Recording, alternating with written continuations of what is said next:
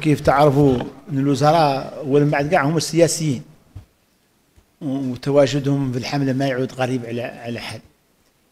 المهم انه ما يعود على حساب العمل في الدوله، وقطعا كافه الوزراء اللي مندمجين داخل هذه الحمله تم اعطائهم عطله من اجل انهم يتفرقوا لهذا العمل، وبالتالي ولا يعود عنده ان شاء الله انعكاس على العمل الحكومي، اللي ما فهم وزير ما عنده ان ينترم حد يتابع باقي العمل بمستوى.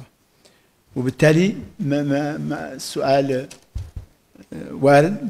الوزراء ان شاء الله يدوروا يشاركوا في هذه الحمله طبيعه بكل طبيعيه، ووزراء ماشيين بحمله الانصاف كحزب كمنتسبين للحزب، ويدوروا يشاركوا فيها على جميع المستويات ان شاء الله.